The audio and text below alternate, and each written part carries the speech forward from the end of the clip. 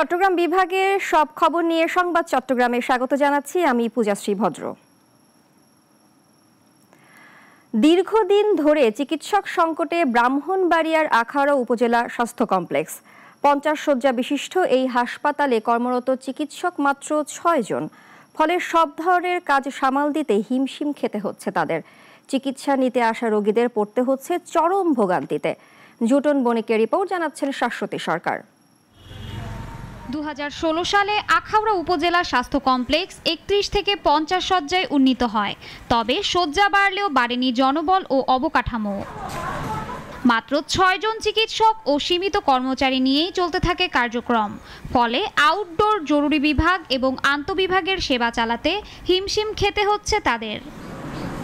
বিশেষজ্ঞ চিকিৎসক না থাকায় উন্নত চিকিৎসা থেকে বঞ্চিত হচ্ছেন রোগীরা। 1.5 বছর ধরে নেই কোনো গাইনি বিশেষজ্ঞ।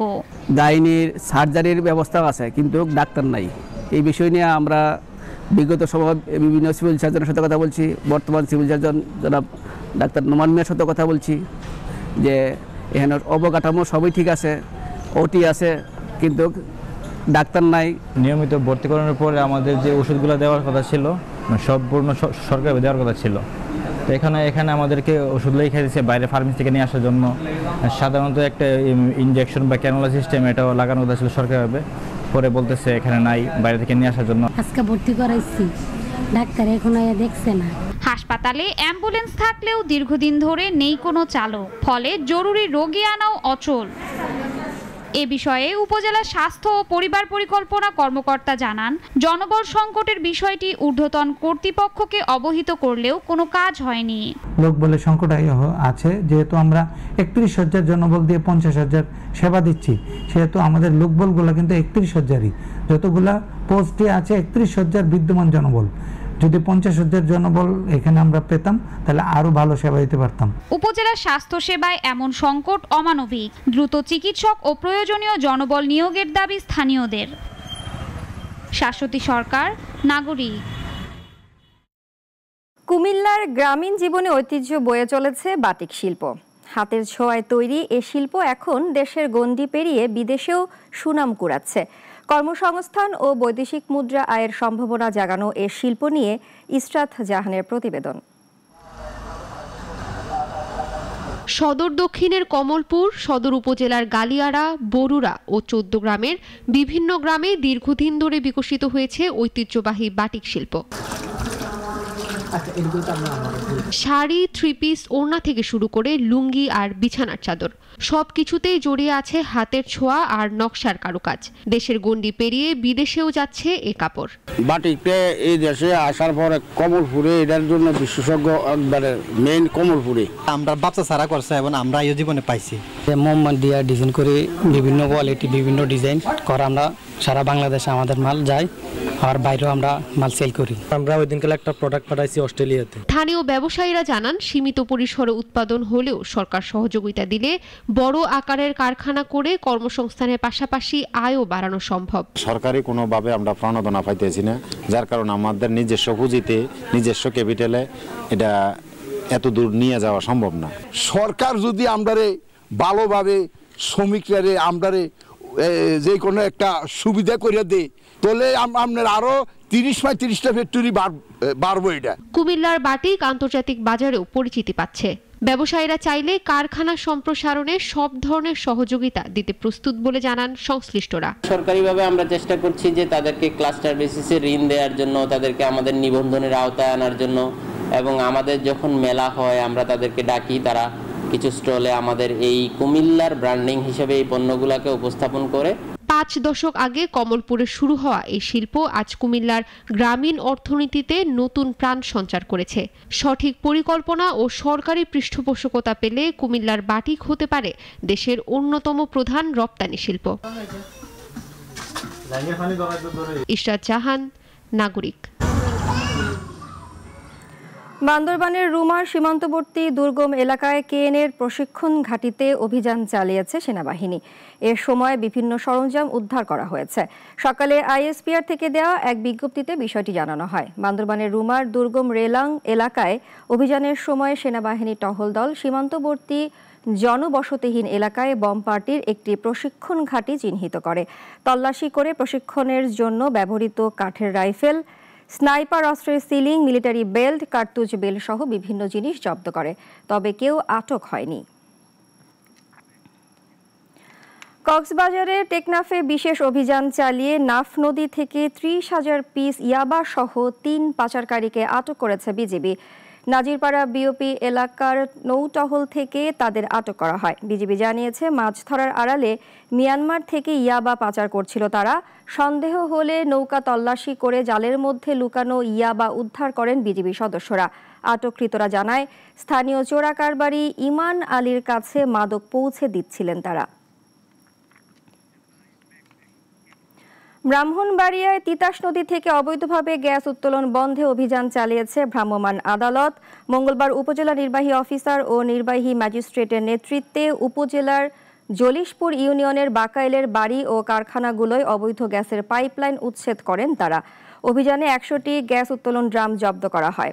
এছাড়াও 6 শতাধিক গ্যাসের অবৈধ সংযোগ বিচ্ছিন্ন করা হয়।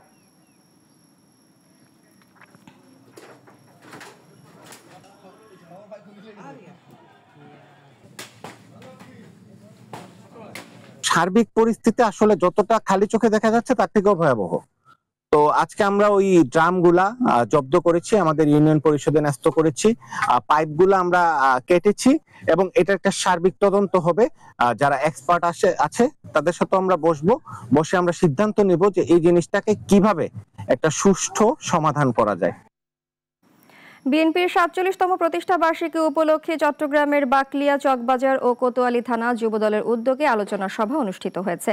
মহানগর যুবদলের সাবেক সাংগঠনিক সম্পাদক এমদাদুল হক বাদশার সভাপতিত্বে আয়োজিত এ সভায় বিএনপি নেতৃত্বে বাংলাদেশ নতুন করে জেগে ওঠার আশা ব্যক্ত করেন মেয়র ডাক্তার সাদাত হোসেন।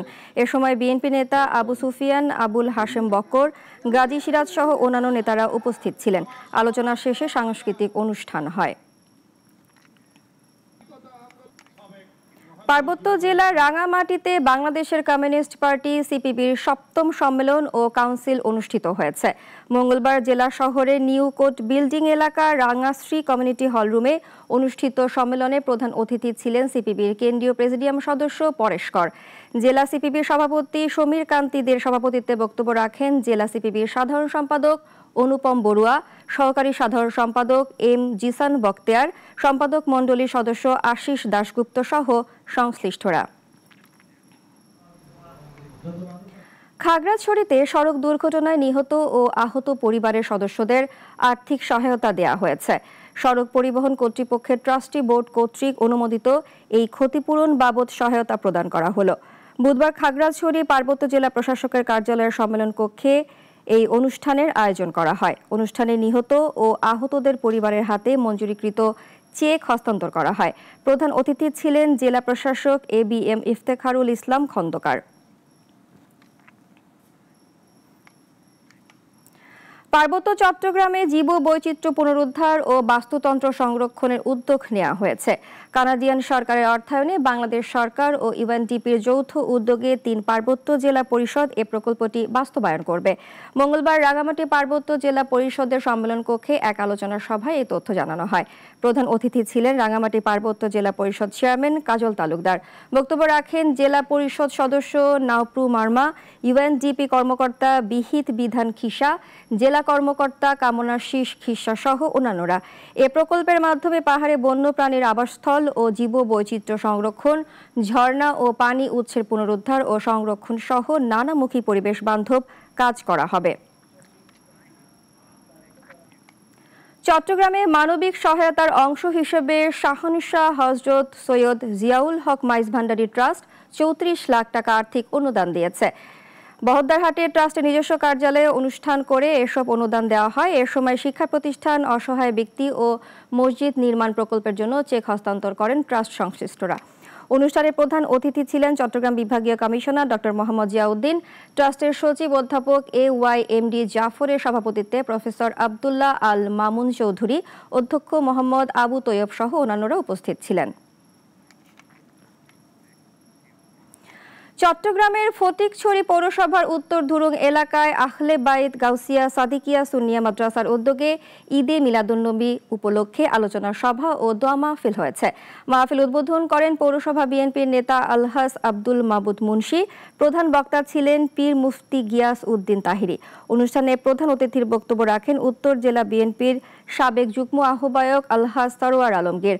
পরে আখিরি মোনাজাত ও তবারক বিতরণের মাধ্যমে মাহফিল শেষ হয়।